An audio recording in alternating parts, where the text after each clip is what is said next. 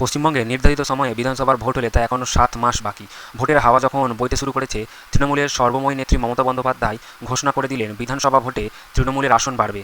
2021 সালের সংখ্যক আসন পেয়েছিলেন, যে সংখ্যক আসন পেয়েছিলেন তার চেয়ে বেশি পাবেন বলে মনে করছেন। মমতা এই আসন বৃদ্ধির কথা এর আগে কখনো কিন্তু বলেননি। তৃণমূলের কেউ মনে করতে পারছেন না, সাধারণত তিনি জিততে হবে এইরকম মন্তব্য তিনি করেন, কিন্তু এইরকমভাবে কোনোদিন কিছু বলেননি। আসন সংখ্যা নিয়ে ভবিষ্যৎবাণী মমতা সাধারণত কিন্তু করেন না, অভিষেক বন্দ্যোপাধ্যায় তা করেন।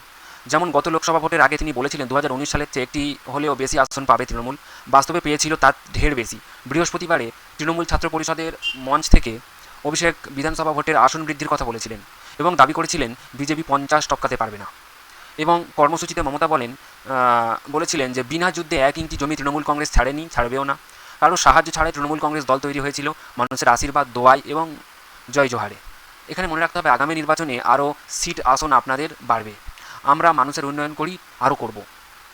রাজনৈতিক নেতারা এই ধরনের কথা বলেন মূলত 3টি কারণে। প্রথম, জনমানুষের জয়ের ব্যাপারে আত্মবিশ্বাস তুলে ধরা। দ্বিতীয়, দলের কর্মী বাহিনীর মধ্যে সেই আত্মবিশ্বাস জারিত করা এবং নেতাদের উপর ভালো ফলাফলের জন্য চাপ তৈরি করা। তৃতীয় হচ্ছে বিরোধীদের মনোবলে আঘাত করা।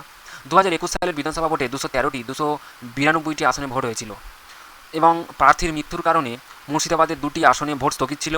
আসন জিতেছিল তৃণমূল। পরে মুর্শিদাবাদের ওই 2টি আসন জেতেন তৃণমূল। 213 থেকে আসন বেড়ে হয় 215। বিজেপি 77টি আসন জিতলেও কয়েক মাসের মধ্যেই তা কমে হয় 75। সংসদপত্র রেখে দিয়ে দিনহাটা এবং শান্তিপুরের বিধায়ক পদ ছেড়ে দেন। পদ্মশিবিরের নিশীথ প্রামাণিক এবং জগন্নাথ সরকার 2টি উপনির্বাচনেই জয় পায় ঘাসফুল। ফলে তৃণমূলের আসন বেড়ে হয় 217। বিজেপির হাতে থাকা ধূপগুড়ি এবং মাদারিহাট আসনে উপনির্বাচনে জেতেন তৃণমূল এবং 219 আসনে আরও বাড়ে এবং বিজেপির 8জন বিধায়ক যোগ দিয়েছেন তৃণমূলে। ফলে সংখ্যা আরও বেড়েছে শাসক দলের। তবে তৃণমূল নেতৃত্ব 2021 সালের ভোটে 2015 আসনকে জেতা হিসাবে ধরেছে। অভিষেক তেমনই বলেছেন। মমতা আসন বৃদ্ধির কথা প্রকাশ্যে ঘোষণা করলেন, তার কোনো আনুষ্ঠানিক ব্যাখ্যা তৃণমূলের তরফে মেলেনি। তবে দলের প্রথম সারির একাধিক নেতাদের বক্তব্য, মমতার আত্মবিশ্বাস বা আসন বৃদ্ধির ঘোষণার দৃঢ়তার অন্যতম কারণ সরকারি পরিষেবা। তৃণমূলের একটি হিসাব খুব স্পষ্ট, তা হলো রাজ্যের এমন বাড়ি খুঁজে পাওয়া মুশকিল যেখানে মমতা সরকারের কোনো সুবিধাভোগী নেই। মহিলা এবং সংখ্যালঘুদের যে সমর্থন এতদিন ধরে মমতা পুঁজিতে পরিণত করেছেন তা আরও সংহত হয়েছে বলে মনে করেন তৃণমূল নেতৃত্ব। সংগঠনের জোরের কথা বলেছেন শাসক দলের নেতারা। তাদের বক্তব্য, ভোট হয় বুথে। বুথ স্তরের সংগঠনের তৃণমূল এখনও অপ্রতিরোধ্য। উল্টোদিকে বিজেপি কী করছে, বিরোধীদের সংগঠনের দৈন্য প্রকট। তৃণমূলকে বাড়তি সুবিধা দিচ্ছে। তৃণমূলের এক প্রথম সারির নেতার বক্তব্য, রাজ্যে বিজেপির মেরুকরণের পরিবেশ তৈরি করতে পারছে এটা ঠিক, কিন্তু সেটা কখনো সরকারি পরিষেবা বা তৃণমূলের সংগঠনকে ছাপিয়ে যাওয়ার পর্যায়ে পৌঁছায়নি। এখানে আরও বলা হচ্ছে, আসন বৃদ্ধির আগাম ঘোষণাকে অনেকে রাজ্য প্রশাসনের উদ্দেশ্যে মমতার বার্তা হিসাবেও দেখতে চাইছেন। নির্বাচন কমিশনের সঙ্গে রাজ্য সরকারের সংঘাতে আবহ তৈরি হয়েছে। কমিশনের চাপে রাজ্যের 4 অধিকারীকে সাসপেন্ডও করেছে নবান্ন। বৃহস্পতিবার মমতা বলেছেন, ললিপপ সরকার বিডিও, এসডিও, ডিএম, এসপিদের ভয় দেখাচ্ছে। চাকরি খেয়ে নেব, নয় জেলে পুড়ে দেবো। নির্বাচন কমিশন আসে আর যায়, তারপরে কিন্তু রাজ্য সরকার থাকে।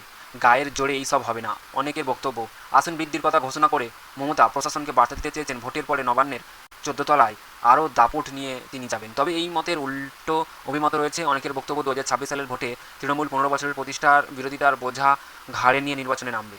বিরোধিতা তীব্র হলে সংগঠন সরকারের কাজের উপরে ভোট নির্ভর করে না, যেমনটা দেখা গিয়েছিল 2009 সালের লোকসভা ভোট এবং 2011 সালের বিধানসভা ভোটে। সেই সময়ে বামেদের সংগঠনের তুলনায় তৃণমূলের বুথ স্তরের সাংগঠনিক শক্তি ছিল যৎসামান্য, কিন্তু ভোটে বামেরা পর্যুদস্ত হয়েছিল। তবে বামেদের ক্ষেত্রে ছিল প্রতিষ্ঠান বিরোধিতার বোঝা ছিল প্রায় 3.5 দশকের। তৃণমূলের ক্ষেত্রে এখনও অতটা সময় অতিবাহিত হয়নি। তো এখানে বিধানসভা ভোটের আসন বাড়বে তৃণমূলের, এই ঘোষণা মমতা বন্দ্যোপাধ্যায়।